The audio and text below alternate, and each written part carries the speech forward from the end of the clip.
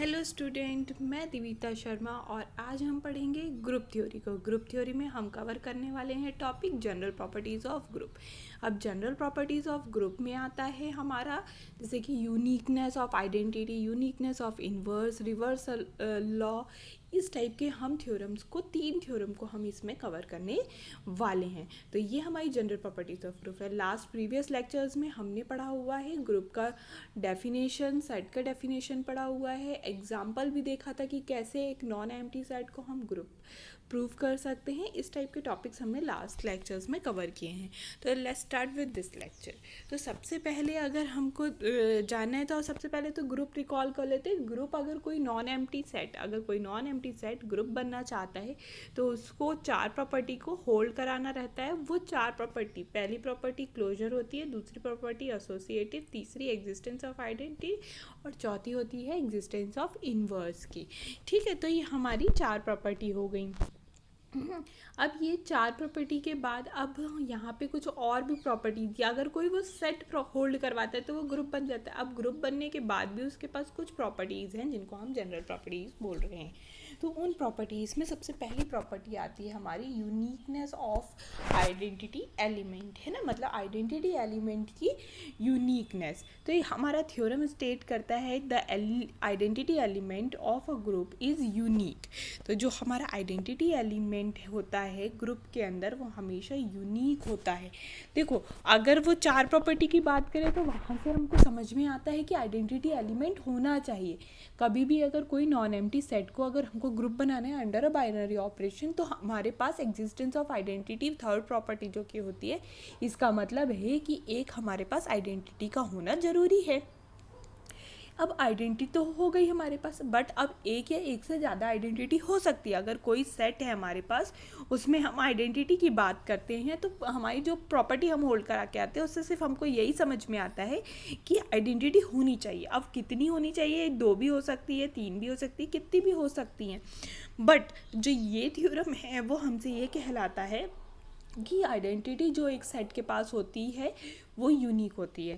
तो होगी भी, और होगी कितनी, यूनिक होगी। ये काफ़ी इम्पॉर्टेंट प्रॉपर्टी है, इसका आगे बहुत सारा यूज़ है इस चीज़ का, है ना। तो ये याद रखना हमेशा कि एक ग्रुप है उसके पास यूनिक आइडेंटिटी होती है।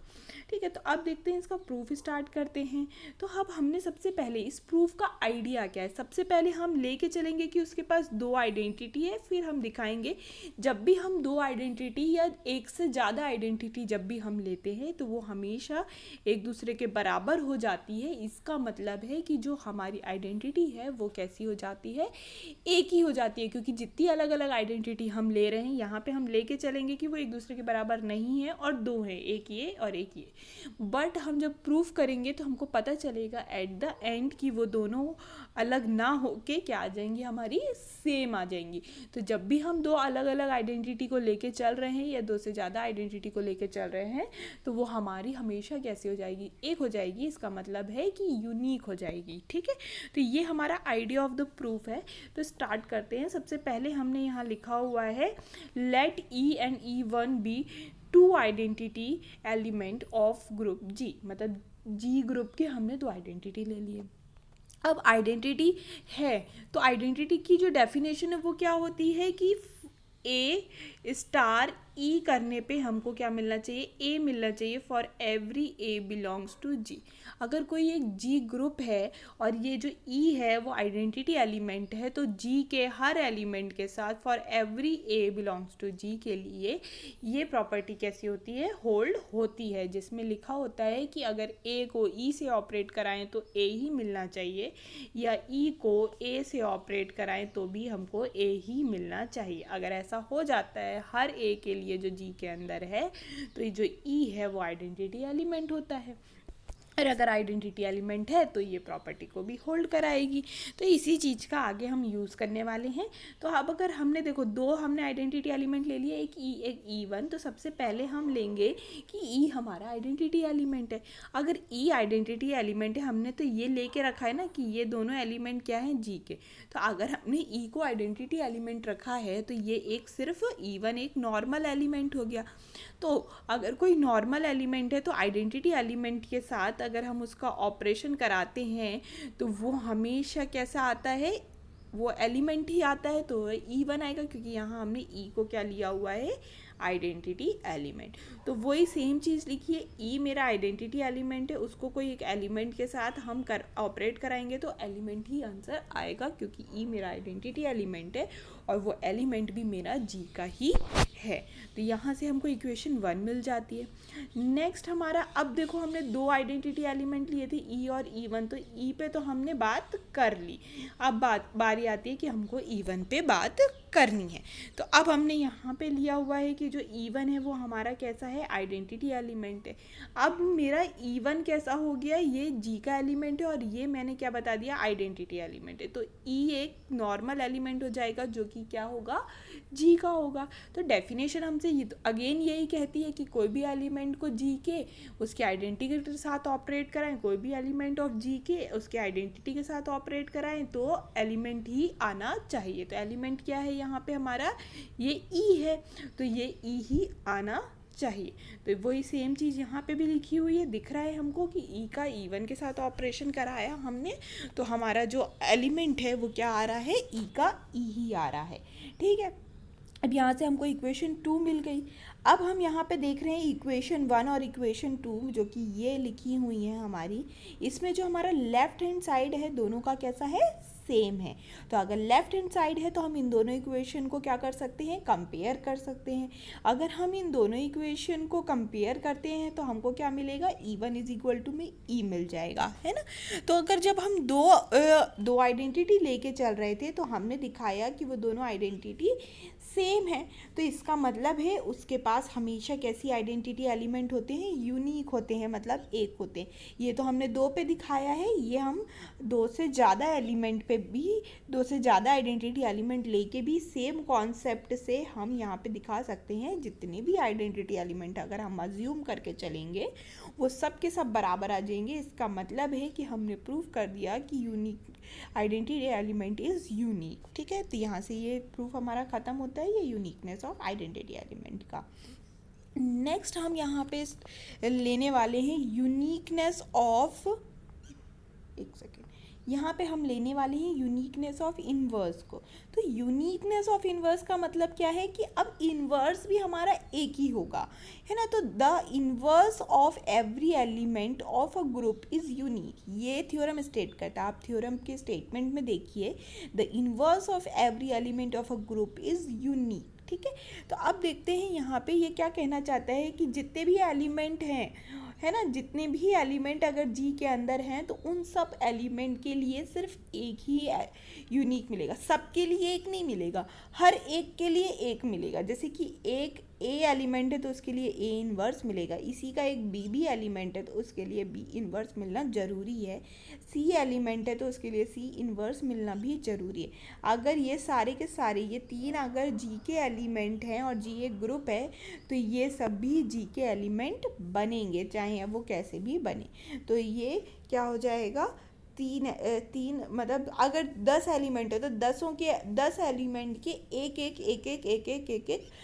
इन्वर्स एलिमेंट हमको मिलने वाले हैं, ये स्टेटमेंट हमसे ये कहता है। और अगर एक एलिमेंट है जी का तो इसके दो इन्वर्स नहीं हो सकते, जैसे कि ए इन्वर्स बी इन्वर्स या कोई A1 इन्वर्स A2 इन्वर्स, ऐसा करके हमारे दो इन्वर्स एक एलिमेंट के नहीं मिल सकते। बट हाँ मिलेंगे ज़रूर, ये हमको एग्जिस्टेंस ऑफ इन्वर्स की बात है। एग्जिस्टेंस ऑफ इन्वर्स कहता है for every A belongs to G there exist A inverse belongs to G such that A inverse is equal to में ई, या फिर A inverse A is equal to में E. समझ में आई बात। तो हर एलिमेंट के लिए एक इन्वर्स एलिमेंट मिलेगा जो कि अगेन जी का होगा और वो ये दो में से कोई एक प्रॉपर्टी को होल्ड कराएगा या दोनों प्रॉपर्टी को होल्ड कराएगा। तो ये चीज़ हमसे क्या ऑन कहता है, एग्जिस्टेंस ऑफ इन्वर्स। अब ये तो बोल दिया कि एक या एक से ज़्यादा इन्वर्स मिलेंगे, बट यहाँ पे ये जो थ्योरम हमको दिया हुआ है ये हमको बोलता है कि एक ही एलिमेंट, इन्वर्स एलिमेंट एक एलिमेंट का मिलेगा। ठीक है, तो स्टार्ट करते हैं प्रूफ। है ना। इसका प्रूफ सिंपल सा है, वेरी सिंपल है ना, इसमें हमको ज़्यादा कुछ करना नहीं है। तो देखते हैं कैसे इसने प्रूफ किया हुआ है। सबसे पहले एक तो ए एलिमेंट ले लिया हमने, जी का आर्बिट्री लिया, इसका मतलब है ये हर पे होल्ड हो रहा है, तो हम कोई भी एक एलिमेंट लेके चल रहे हैं ना। और ई को मैंने क्या बता दिया, आइडेंटिटी एलिमेंट। तो अब हमने दो एलिमेंट लिए बी और सी, जो कि हम क्या कहना चाहते हैं, ए के इन्वर्स। अब यहाँ पे मैंने ए का इन्वर्स ए इन्वर्स से दर्शाया था, तो अब यहाँ पे ए के इन्वर्स को ये बी और सी से डिनोट कर रहा है, दर्शा रहा है। तो अब देखो यहाँ पे ये है, अब यहाँ पे हम दो इन्वर्स लेके चलेंगे और बताएंगे ये दोनों इन्वर्स सेम ही हैं। बी इज इक्वल टू में सी को हमको लेके आना है, बी इज इक्वल टू में सी लेके आना है। अभी हम लेके चल रहे हैं कि जो ए के इन्वर्स हैं वो कौन है, एक तो बी है और एक क्या है, सी है। और हम बताएंगे लास्ट में कि जो बी है वो सी के बराबर ही है। इसका मतलब है कि अगर ए एक एलिमेंट है तो उसके इन्वर्स दो नहीं होंगे, एक ही होगा, क्योंकि वो दोनों एक दूसरे के बराबर हो जाएंगे। ये हमारा आइडिया है प्रूफ का। तो यहाँ हमने देख लिया ए एक एलिमेंट ले लिया, ई आइडेंटिटी एलिमेंट ले लिया। अब यहाँ दो हमने इन्वर्स ले लिए ए के। नेक्स्ट हम लेते हैं, अगर इन्वर्स है ए का, अगर बी कैसा है, इन्वर्स है ए का, बी इज इक्वल टू में ए इन्वर्स है, मतलब बी इन्वर्स है ए का, तो ए इन बी के साथ ऑपरेट होने में आइडेंटिटी देना चाहिए। क्यों? क्योंकि ए इन्वर्स के साथ ऑपरेट होने में क्या देता है, आइडेंटिटी देता है। हाँ, और ये उल्टी तरफ से भी होता है, b a is equal to में ई हो जाएगा। तो इस कारण से हमको ये इक्वेशन मिल गई कि b a is equal to में ई या a b is equal to में ई। ठीक है, ये इक्वेशन मिली। अब सी भी हमारा इन्वर्स है, क्योंकि हमने यहाँ सी को भी इन्वर्स लिया हुआ है ए का, तो सेम प्रॉपर्टी सी भी होल्ड कराएगा कि सी को ए के साथ ऑपरेट कराएं तो ई आना चाहिए, या ए को सी के साथ ऑपरेट कराएं तो भी हमको ई आना चाहिए। अब यहाँ से अब देखो कि अब यहाँ पे हम क्या यूज़ करना चाहते हैं। यहाँ पे हमने ये अपने आप एक LHS मान लिया, अपने आप हमने ये माना है, ये कहीं से आया नहीं है, बस इसके पीछे एक आइडिया है कि हमको प्रूफ करने में इजी हो जाएगा। तो हमने ये LHS लिया। इस LHS में देखो जो बी ए ब्रैकेट के अंदर लिखा हुआ है, तो बी ए अभी हमने क्या देखा, वो ई के बराबर है विद दिस इक्वेशन, है ना। तो बी ए को हमने किस से रिप्लेस कर दिया, ई से रिप्लेस कर दिया। अब ई सी हमारा क्या हो जाएगा, सी हो जाएगा, बिकॉज ई हमारा आइडेंटिटी एलिमेंट है और सी एक एलिमेंट है, इन्वर्स तो है बट एक एलिमेंट भी तो है जी का। तो ई को सी के साथ ऑपरेट कराएंगे तो सी ही आएगा, because of the definition of identity. तो इसके कारण से हमको क्या मिल गया, यहाँ पे सी मिल गया। सेम चीज़ अब यहाँ पे हमने ब्रैकेट चेंज किया है, बी ए सी, ठीक है, बी ए सी हमने यहाँ पे लिया हुआ है ब्रैकेट चेंज करके। तो अब यहाँ पे देखो जो ब्रैकेट में ए सी लिखा हुआ है, तो ए सी हमारा ई के बराबर है, हमको ये वाली डेफिनेशन से, ये वाली इक्वेशन से पता चलता है, तो हमने इसको ई से रिप्लेस कर दिया। अब बी ई अगेन क्या हो जाएगा, बी हो जाएगा, क्योंकि ये आइडेंटिटी एलिमेंट है। बी एक एलिमेंट, इन्वर्स तो है बट एक एलिमेंट भी है, तो एलिमेंट को आइडेंटिटी एलिमेंट के साथ ऑपरेट करते हैं तो क्या आ जाता है, हमारा बी आ जाता है। तो इस कारण से हमारा क्या हो जाएगा, ये आंसर यहाँ पे क्या आ जाएगा, हमारा बी आ जाएगा। तो हमको मिला ये इज इक्वल टू में बी और ये इज इक्वल टू में सी। अब आप देख सकते हैं कि ये दोनों जो लिखे हुए हैं वो तो सेम लिखे हुए, सिर्फ ब्रैकेट का अंतर है।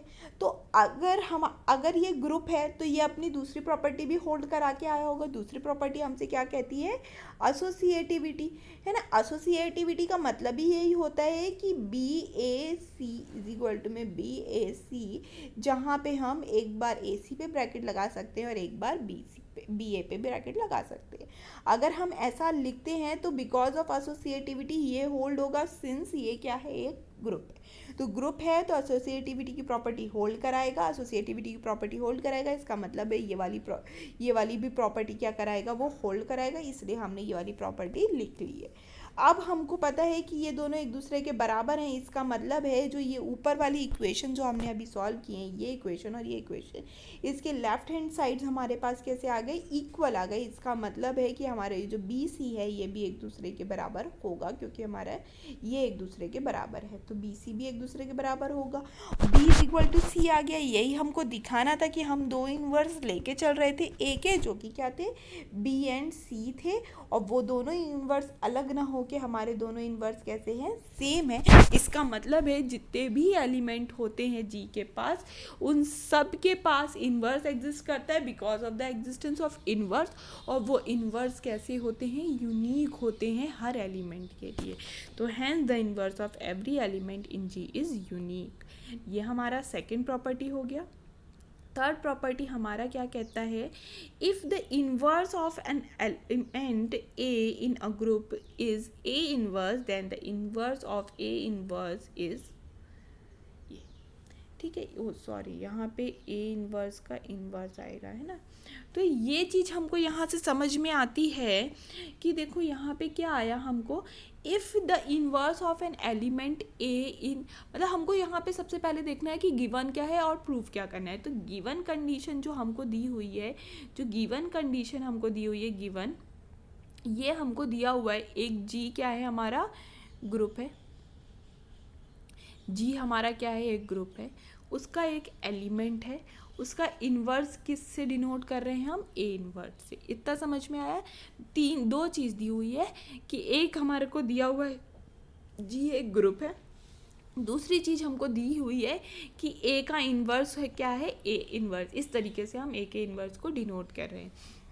अब हमको प्रूफ ये करना है कि अगर मैं ए इन्वर्स का इन्वर्स निकालती हूँ तो वो क्या आना चाहिए, ए आना चाहिए।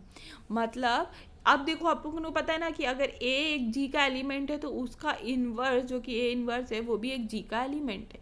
अब ये जो जी का एलिमेंट है ए इन्वर्स, इसका भी इन्वर्स होल्ड करेगा क्योंकि जी के हर एलिमेंट का इन्वर्स होल्ड करता है। तो वो इन्वर्स क्या होना चाहिए, खुद ए होना चाहिए, है ना। तो ये हमको दिखाना है यहाँ पे, ठीक है। तो देखते हैं, सबसे पहले हमने यहाँ पे क्या ले लिया, एक आइडेंटिटी एलिमेंट ले लिया। अब चूंकि हमको यहाँ पे दिया हुआ था, since we are given with कि ए के इन्वर्स को हम किससे डिनोट कर रहे हैं, ए इन्वर्स से डिनोट कर रहे हैं। तो because of the definition of inverse we have this equation, A inverse into A करेंगे या ए इन्वर्स को ए के साथ ऑपरेट करेंगे तो ई आ जाएगा for every A belongs to G के लिए, है ना। तो हर एलिमेंट जो जी का है उसके लिए ये प्रॉपर्टी होल्ड होगी, ठीक है। अब नाउ हमने कुछ भी नहीं नया किया, हमने क्या कर दिया, बोथ साइड में ए इन्वर्स के इन्वर्स से हमने बोथ साइड पे मल्टीप्लाई कर दिया। तो हमने यहाँ देखा कि ए इन्वर्स के इन्वर्स से हमने मल्टीप्लाई किया, यहाँ पे भी ए इन्वर्स के इन्वर्स से हमने मल्टीप्लाई किया। तो कुछ भी चीज़ नई नहीं की है, ऊपर वाली जो सेम इक्वेशन थी उसमें हमने बोथ साइड में इसका मल्टीप्लाई कर दिया। अब हम यहाँ पे मल्टीप्लाई तो कर रहे हैं, बट हमको ये भी देखना है कि जो हम मल्टीप्लाई कर रहे हैं वो कुछ नया तो नहीं एलिमेंट है, वो जी का ही एलिमेंट है कि नहीं है, क्योंकि हम कोई भी एलिमेंट को यहाँ पे ऑपरेट नहीं करा सकते, है ना। हमको करवाना क्या होगा, जी के एलिमेंट से ही ऑपरेट कराना होगा। तो यहाँ देखो कि अभी जो सेम चीज़ मैंने बताई, अगर ए जी का एलिमेंट है तो by the definition of a inverse भी जी का एलिमेंट बनेगा। समझ में आया, अगर ए जी का एलिमेंट है तो उसका इन्वर्स भी जी का एलिमेंट बनेगा। नेक्स्ट हम यहाँ पे देखते हैं कि अब हमने देख लिया कि ए इन्वर्स जी का एलिमेंट है, तो अब ए इन्वर्स एक जी का एलिमेंट है तो उसका इन्वर्स भी जी का एलिमेंट होगा। हर एलिमेंट का इन्वर्स जी का एलिमेंट होता है, जी के हर एलिमेंट का इन्वर्स जी का एलिमेंट होता है। तो अगर मेरे पास ए इन्वर्स जी का एलिमेंट है तो उसका इन्वर्स भी जी का एलिमेंट होगा।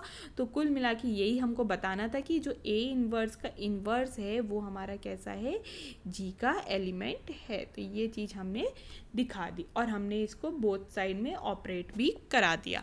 नेक्स्ट अब हमारा आ जाता है, जब हमने उनका ऑपरेशन कराया तो हम इनका ब्रैकेट भी चेंज कर सकते हैं, क्योंकि ये तीन एलिमेंट हो गया। फर्स्ट एलिमेंट क्या हो गया, एक ये हो गया, सेकेंड एलिमेंट ए इन्वर्स हो गया, थर्ड एलिमेंट ए हो गया। ये तीन डिब्बे में जो अलग अलग एलिमेंट लिखे हैं ये तीन अलग अलग एलिमेंट हो गए। अब ये जो तीन एलिमेंट है तो ये ग्रुप के एलिमेंट है, तो ग्रुप का हर एलिमेंट एसोसिएटिविटी प्रॉपर्टी को क्या कराता है, होल्ड कराता है under a binary operation, given binary operation. तो हमने यहाँ पे ब्रैकेट चेंज कर दिया, ब्रैकेट है हम चेंज कर सकते हैं बिकॉज ऑफ एसोसिएटिविटी, ठीक है।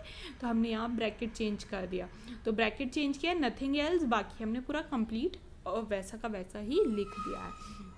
नेक्स्ट अब देखते हैं कि ई एक आइडेंटिटी एलिमेंट हम लेके चल रहे। अब किसी भी इन्वर्स को, जैसे कि ए के इन्वर्स के साथ ऑपरेट कराते हैं तो ई आता है। इसका मतलब यहाँ देखने वाली बात है, अगर कोई भी एक एलिमेंट है उसके इन्वर्स के साथ हम उसको ऑपरेट कराएंगे तो आंसर हमेशा हमको आइडेंटिटी एलिमेंट ही मिलेगा। तो अब देखते हैं कि यहाँ जो ए इन्वर्स है वो एक एलिमेंट है। अब इसके इन्वर्स के साथ अगर हम इसको ऑपरेट कराएंगे तो आइडेंटिटी एलिमेंट ही मिलेगा, क्योंकि हर एलिमेंट को उसके इन्वर्स के साथ ऑपरेट कराने पे हमको आइडेंटिटी एलिमेंट मिलता है। तो इस कारण से हमने यहाँ पे ये ई लिख दिया इन प्लेस ऑफ दिस। समझ में आया क्यों लिख दिया हमने? क्योंकि ए इन्वर्स के इन्वर्स के साथ हम इसको ऑपरेट करा रहे थे, तो हमको यहाँ आंसर में क्या मिल गया? ई मिल गया। तो ये चीज़ हमने यहाँ रिप्लेस कर दी। ठीक है, फिर इससे हमको ये मिला, ये इक्वेशन मिल गई। अब यहाँ वाला जो राइट हैंड साइड है उसको तो हमने एज इट इज़ कॉपी कर दिया। अब देखते हैं जो ई इंटू ए है, कोई भी एलिमेंट को अगर ई आइडेंटिटी एलिमेंट है उसके साथ ऑपरेट कराएंगे तो हमको ए ही मिलेगा। ऐसे ही नेक्स्ट, अगर ये तो आर एल एच एस वाली बात हो गई। अब आर एच एस में जब हम करवाएंगे तो ए इन्वर्स के साथ अगर ई को ऑपरेट कराते हैं तो नथिंग, कुछ भी नया नहीं है, ये भी एक एलिमेंट ही है, चाहे कितने भी इन्वर्स लगे हों इसमें, बट एलिमेंट तो ये जी का ही है ना। तो जी के एलिमेंट के साथ अगर आइडेंटिटी के वही जी की आइडेंटिटी के साथ ऑपरेट कराते हैं तो अगेन वही एलिमेंट हमको दिखेगा। तो इस कारण से ये जो राइट हैंड साइड है हमारा वो भी क्या आ जाता है, राइट हैंड साइड है जो हमारा वो भी क्या आ जाएगा, ए इन्वर्स का इन्वर्स आ जाएगा। और यही चीज़ हमको प्रूव करनी थी कि ए इन्वर्स का इन्वर्स करते हैं तो वो क्या आ जाएगा, ए आ जाएगा। ये लिखा हुआ है। तो ये हो गया हमारा थर्ड प्रॉपर्टी। ठीक है, अब फोर्थ प्रॉपर्टी भी हाथ के हाथ अपन कर लेते हैं। तो fourth property is very important है ना, और ये थोड़ा अच्छा लेंदी थ्योरम भी है। और अगर आप कोई सब्जेक्टिव पेपर की तैयारी कर रहे हैं तो ये उसके लिए इम्पॉर्टेंट है ना। और अगर आप कॉम्पिटिटिव पेपर की तैयारी कर रहे हैं तो प्रूफ जान लेंगे तो रिजल्ट समझने में और अप्लाई करने में ईजी रहेगा। तो ये हमारा क्या है, अच्छा थ्योरम है और ये काफ़ी जगह यूज़ भी हो जाता है। तो इसको हमारे थ्योरम का नाम है reversal law of inverse in group. Reversal law of inverse in group. तो ये कहता है, ये हमारा 2 से 3 पार्ट में डिवाइड है थ्योरम। तो सबसे पहले पढ़ लेते हैं, the inverse of the product of 2 element of a group is the product of the inverse taken in the reversal order. इसका मतलब बस इतना सा है कि अगर हमारे पास 2 एलिमेंट है, इन दोनों एलिमेंट का प्रोडक्ट कराया, जो कि हमने यहाँ करवाया हुआ है, दोनों को ऑपरेट कराया हमने, प्रोडक्ट कराया, और इसका अगर मैं इन्वर्स निकालूँ, अभी हम सिंगल एलिमेंट का इन्वर्स निकाल रहे थे, अब प्रोडक्ट कराएंगे तो भी वो क्या होंगे, जी के ही एलिमेंट आएंगे, because of closure property. Closure property यही कहते हैं ना कि 2 एलिमेंट का एक दूसरे के साथ ऑपरेट कराओ तो हमेशा आंसर जी का ही मिलता है। तो जी के ही एलिमेंट रहेंगे, ऑपरेट कराया, अगेन जी का एलिमेंट आया। जी के हर एलिमेंट का क्या होता है, इन्वर्स होता है, तो इनका भी इन्वर्स होल्ड करेगा। तो इसका इन्वर्स होगा क्या, रिवर्सल ऑर्डर में इनके इन्वर्स का प्रोडक्ट। ठीक है, ए बी का अगर इन्वर्स निकालना है हमको तो उनके रिवर्सल ऑर्डर में, रिवर्स कर दिया ना, पहले हमने ए बी था, अब यहाँ पे हमने बी कर दिया, उनके रिवर्सल ऑर्डर में हमारे उन सिंगल एलिमेंट के इन्वर्स का प्रोडक्ट, तो जैसे बी के इन्वर्स का और ए के इन्वर्स का प्रोडक्ट, ये आंसर होता है। ये हमको दिखाना है। तो अगर मेरे को किसी भी एलिमेंट का इन्वर्स दिखाना है तो कौन सी प्रॉपर्टी होल्ड करनी चाहिए, ये प्रॉपर्टी या फिर ये प्रॉपर्टी होल्ड करनी चाहिए, होनी चाहिए, ये दोनों प्रॉपर्टी होल्ड होनी चाहिए। तो अगर ए का इन्वर्स ए इन्वर्स है तो उसका प्रोडक्ट क्या आना चाहिए, ई आना चाहिए, या फिर ए का इन्वर्स ए इन्वर्स है तो उसका प्रोडक्ट क्या आना चाहिए, ई आना चाहिए। यही चीज़ हम यहाँ दिखाएंगे कि अगर ए बी का इन्वर्स क्या है, बी इन्वर्स ए इन्वर्स है, इसका मतलब है ए बी का प्रोडक्ट ए बी के इन्वर्स के साथ, ए बी का प्रोडक्ट ए बी के इन्वर्स के साथ ई आना चाहिए। और हमको यहाँ क्या बताना है, जो ए बी का इन्वर्स है वो किसके बराबर है, बी इन्वर्स ए इन्वर्स के बराबर है, तो वो आना क्या चाहिए, ई आना चाहिए। ये चीज़ हम यहाँ दिखाएंगे, समझ में आया क्यों दिखाएंगे, क्योंकि अगर हमको किसी का इन्वर्स दिखाना है तो उन दोनों का प्रोडक्ट ई के बराबर आना चाहिए, तो वही चीज़ है, उन दोनों का प्रोडक्ट ई के बराबर आना चाहिए। और यहाँ पे हमको ए बी का इन्वर्स क्या दिखाना है, बी इन्वर्स ए इन्वर्स दिखाना है, तो बी इन्वर्स ए इन्वर्स का प्रोडक्ट ए बी के साथ क्या आना चाहिए, ई आना चाहिए। ये दोनों साइड से दिखाएंगे हम। तो स्टार्ट करते हैं, ये हमारा आइडिया है प्रूफ का। तो सबसे पहले हम स्टार्ट करते हैं, यहाँ पे हमने दो एलिमेंट ले लिए ए बी, जो कि जी के एलिमेंट।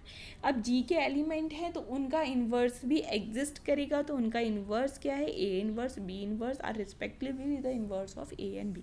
मतलब ए के इन्वर्स को हम इस तरीके से डिनोट कर रहे हैं और बी के इन्वर्स को हम इस तरीके से डिनोट कर रहे हैं।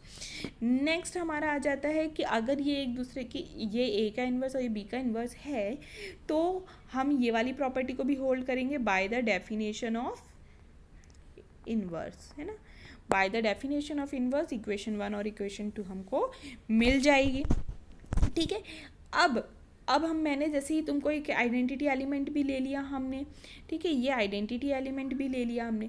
अब जैसे ही मैंने आप सबको ये भी बता दिया कि हमको प्रूफ क्या करना है, तो ये LHS पार्ट आपको समझ में आया होगा। हमको ये लेना है कि ए बी इंटू में ए बी का इन्वर्स ये आना चाहिए ई, है ना। तो अभी हम ये LHS पार्ट लेके चलेंगे और RHS की ओर जाएंगे कि वो ई आना चाहिए। ठीक है, तो अब जब हम a b is equal to a b into में ए बी का इन्वर्स ले रहे हैं, तो ए बी इन्वर्स की जगह पे हम क्या पुट कर दे रहे हैं, यहाँ पे B inverse A inverse put कर रहे हैं। तो ये हमारा LHS पार्ट आपको समझ में आया हमने क्यों लिया और मतलब किस लिए ये ही लिया और कुछ क्यों नहीं लिया, तो ये इसलिए लिया। ठीक है, तो अब ये आ गया हमारा LHS पार्ट। अब यहाँ पे हम ब्रैकेट चेंज कर सकते हैं, क्योंकि ये सब एलिमेंट किसके हैं, जी के एलिमेंट है। जी के हर एलिमेंट के साथ एसोसिएटिविटी प्रॉपर्टी होल्ड कराएगी, क्योंकि जी जब भी बनेगा तो सेकंड प्रॉपर्टी को होल्ड कराया होगा उसने। तो इस कारण से हम बाय एसोसिएटिविटी हमने इसका क्या कर दिया, ब्रैकेट चेंज कर दिया। ब्रैकेट भी हमको इसी तरीके से चेंज करना है कि हम ई की तरफ जाते जाएं, कॉम्प्लिकेट ना हो, हम ई की तरफ जाते जाएं। तो हमने ब्रैकेट चेंज किया। अब ब्रैकेट चेंज करने के बाद हमको ये और ये अलग अलग हो गए। अब ये जो बिग ब्रैकेट है हमारा, इसी को हम सिर्फ पहले सॉल्व कर लेते हैं। तो बिग ब्रैकेट पे भी हमने एसोसिएटिविटी लगा दी, ये भी तीन अलग element a b b inverse, तो हमने यहाँ एसोसिएटिविटी लगाई तो ब्रैकेट चेंज हो गया। ठीक है, ब्रैकेट चेंज हुआ तो हमको पता चला एक बी बी इनवर्स हमको मिला। तो सबसे पहले हम बी बी इनवर्स को करेंगे, तो हमको हमारे पास ये वाला जो इक्वेशन है, इसमें ये वाला जो पार्ट है बी बी इनवर्स वाला, वो किसके बराबर है, ई के बराबर है। तो बी बी इनवर्स को हम ई से रिप्लेस कर दिया हमने। ठीक है, because of this equation number 2। ठीक है, अब ए ई आ गया हमारे पास। अब ए ई जो आया हमारे पास वो किसके बराबर, वो ए ई और ए इनवर्स आ गया।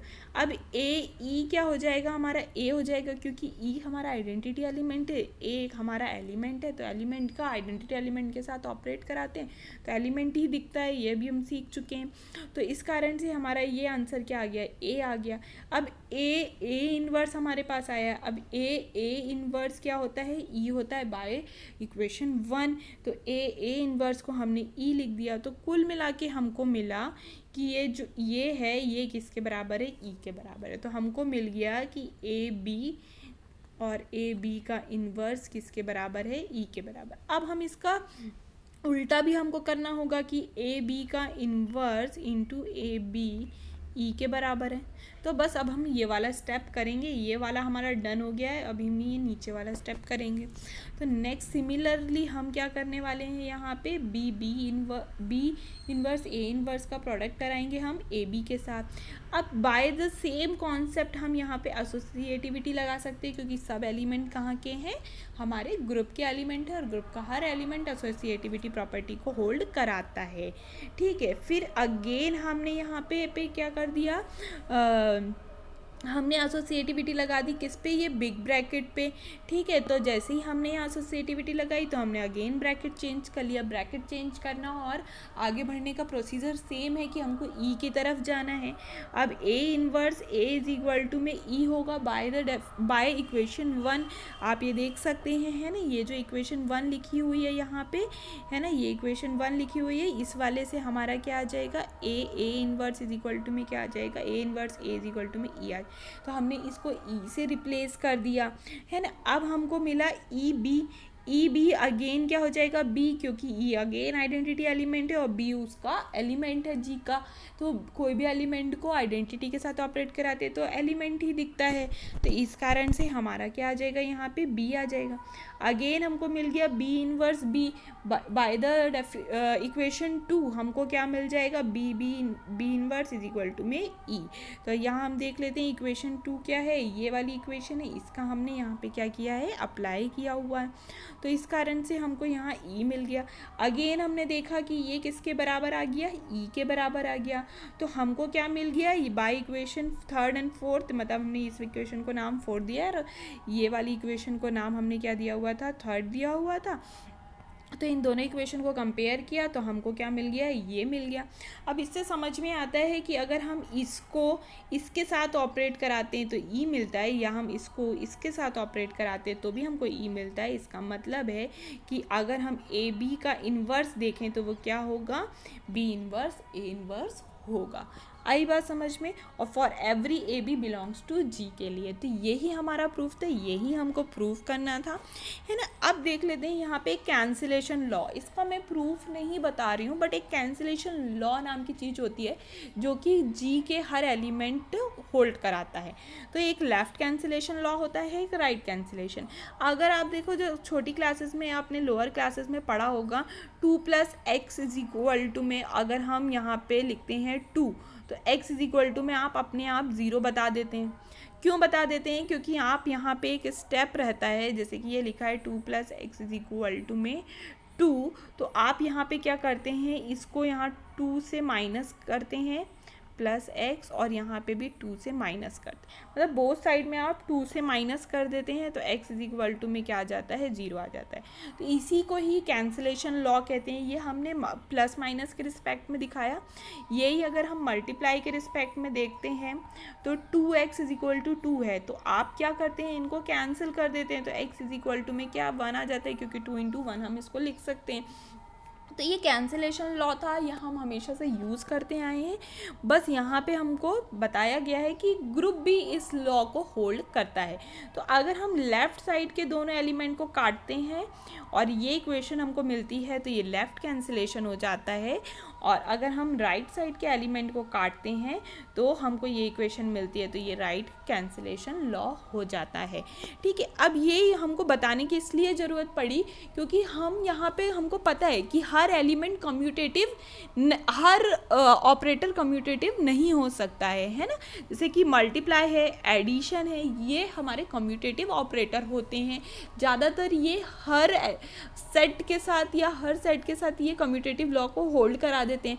बट अगर हम यहाँ सेट मैट्रिक्स की लें, अभी तो आपको मैंने ये सब चीज़ें बताई नहीं है, अगर आपको ये चीज़ें पहले से पता है तो आप समझ जाएंगे, नहीं पता है तो हम आगे वाली क्लासेस में जानेंगे कि मैट्रिक्स है ना, उनका मल्टीप्लिकेशन कम्यूटेटिव नहीं होता है हर केस में, है ना। लाइक अगर आपको समझना ही है तो 1 2 0 3 इसका मल्टीप्लाई कीजिए 3 4 2 1 से, या फिर इतना डिफ़िकल्ट नहीं करना है तो सिंपल सा आप कर लीजिए 0 1 0 0 का मल्टीप्लाई 0 1 0 0 के साथ, है ना। एक बार ये करके आंसर निकालिए मल्टीप्लाई, और एक बार आप ये करके आंसर निकालिए। ठीक है, आंसर आपका क्या आएगा, डिफरेंट आएगा। ठीक है, इन दोनों तरीके से जब भी आप करेंगे ये दोनों मैट्रिक्स का, तो इनके आंसर सेम नहीं आएंगे। इसका मतलब है कि कम्यूटेटिव लॉ होल्ड नहीं करेगा, इसलिए हमको यहाँ पे लेफ़्ट कैंसिलेशन राइट कैंसिलेशन बताने की ज़रूरत पड़ रही है। ठीक है, आए बात समझ में। तो थैंक यू फॉर वॉचिंग। अगर आपको समझ में आया, आपको लेक्चर अच्छा लग रहा है तो आप सब्सक्राइब कर सकते हैं चैनल को, आगे भी इस टाइप के लेक्चर्स में आपको देती रहूँगी। Thank you.